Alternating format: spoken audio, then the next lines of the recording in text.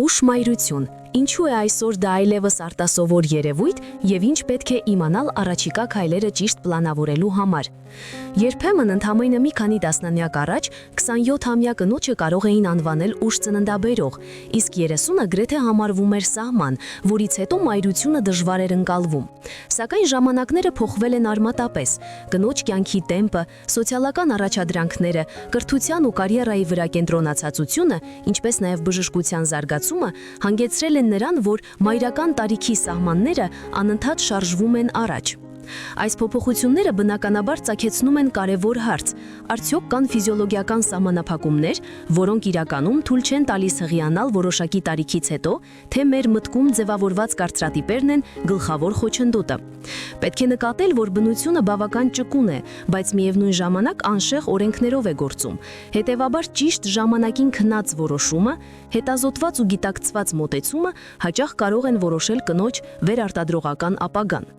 Գենետիկական հիմքեր, ինչու նույն տարիքի կանայք կարող են ունենալ լիովին տարբեր պտղաբերություն։ Կնոջ վերարտադրողական ժամացույցի ընթացքը որոշվում է հիմնականում գենետիկ կոդով։ Դա նշանակում է, որ երկու տարբեր 40-45 տարեկան կանայք, ովքեր արտաքնապես հիանալի տեսք ունեն, առողջ են, ակտիվ ու խնամված, իրականում կարող են ունենալ վերարտադրողական համակարգի բոլորովին տարբեր կենսունակություն։ Այս տարբերությունը առաջին հերթին պայմանավորված է ձվարանների պահուստով, այն ձվաբջիջների քանակով, որոնք ունակ են բեղմնավորման։ Աշխարհում այսօր բավական մեծ թվով կանայք, մինչև 25%, ունեն ձվարանների պահուստի վաղ սպառում, ինչի հետևանքով բախվում են պտղաբերության նվազման կամ նույնիսկ անպտղության խնդրի։ Եթե համեմատենք այս տվյալը դարասկզբի հետ, ապա նման ցուցանիշը երբեք այսքան բարձր չի եղել, պայմանավորված էկոլոգիայով, ստրեսով, կյանքի տեմպի անհավասարակշռվածությամբ եւ նույնիսկ գենետիկական փոխանցմամբ։ Բնական պտղաբերությունը սկսում է նվազել մոտավորապես 30-ից, իսկ 43-ից հետո մեծամասնության մոտ վերարտադրողական հնարավորությունները գրեթե մարում են։ Այնուամենայնիվ կան նաև հակառակ օրինակներ։ Որոշ կանանց մոտ դաշտանադադարն սկսվում է ուշ, եւ նրանք կարող են համեմատաբար հեշտ հղիանալ անգամ 41-43 տարեկանում։ Ուստի եթե հղիությունը հետաձգվում է սոցիալական պատճառներով, կարիերա, ֆինանսական կայունություն, բնակարան, հարաբերությունների բացակայություն, կարևորը ժամանակին անցնել հետազոտություն եւ պարզել ձվարանների պահուստի մակարդակը։ Դա կնոջը տալիս է ռեալ պատկերացում, քանի տալի ունի բեղմնավորման բնական ռեսուրսը օգտագործելու համար։ Այս տեղեկությունը ոչ միայն օգնում է առաջին երեխայի պլանավորման հարցում, այլև օգտակար է նաեւ նրանց համար, ովքեր ապագայում տեսնում են երկրորդ կամ երրորդ երեխայի հնարավորություն, բայց մշտապես հետաձգում են այդ քայլը։ Կրիոպահպանում ժամանակակից ճանապարհը, որը թույլ է տալիս մայրանալ ձեր նախընտրած տարիքում։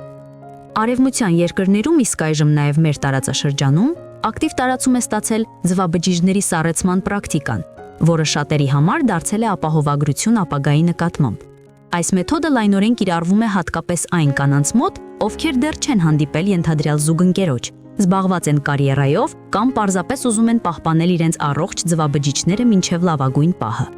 Կրիոպահպանումը լուծում է նաև մեկ այլ կարևոր խնդիր։ Տարիքի հետ աճում է գենետիկական խանգարումների վտանգը, իսկ ավելի երիտասարդ տարիքում սառեցված ձվաբջիջները այդ ռիսկը զգալիորեն նվազեցնում են։ Կենսակերպի ազդեցությունը, ինչու է տարիքը միայն թվով չի սահմանափակվում։ Թեև կանայք այժմ շատ ավելի երիտասարդ են երևում իրենց տարիքից, սակայն կենսաբանական գործընթացները չեն դադարում։ Տարիների ընթացքում օրգանիզմում կուտակվում են քրոնիկ հիվանդություններ, որոնք արտաքինից հաճախ տեսանելի չեն, բայց կարող են անդրադառնալ հղիության վրա։ Քաղաքային ակտիվ կյանք վարող կանանց մոտ առավել հաճախ հանդիպող խնդիրներն են ողնաշարի հիվանդություններ, մասնավորապես օստեոխոնդրոզ, արյան ճնշման անկայունություն, վահանաձև գեղձի խանգարումներ, նյութափոխանակության դանդաղում եւ հորմոնալ անհավասարակշռություն։ Հաճախ տարածված կարծիքը, թե իբր ուշ մայրությունը թարմացնում է կնոջ օրգանիզմը, իրականում գիտական հիմք չունի։ Ընդհակառակը, ուշ հղիությունն ավելի արագ է բացահայտում այն թուլությունները, որոնք տարիների ընթացքում կուտակվել են, բայց մինչ այդ չեն զգացվել։ Ուստի եթե կինը հղիում է 40+ տարիքում, առավել ցանկալի է, որ այդ քայլը լինի պլանավորված, ոչ թե պատահական։ Լավագույն տարբերակը վերարտադրողական բժշկին դիմելուց առաջ անցնել ընդլայնված զննում, սրտաբանի, ակնաբուժի, էնդոկրինոլոգի, նյարդաբանի, գինեկոլոգի եւ ֆլեբոլոգի մոտ։ Առաջին տարվա բարդությունները։ Ինչու է մայրությունն ավելի էներգատար 40-ից հետո։ Հղիությունից հետո սկսվում է մարմնապես ու հոգեպես շատ պահանջկոտ շրջան։ Երեխայի խնամքը իր մեջ ներառում է ծանրություն բարձրացնելը, անընդմեջ շարժում, գիշերային արթուն ժամեր, երբեմն մշտական լարվածություն։ 20-30 տարեկանում այս իրավիճակը որպես կանոն հաղթահարելի է ավելի արագ, շնորհիվ բարձր էներգիայի եւ ավելի արագ վերականգնման։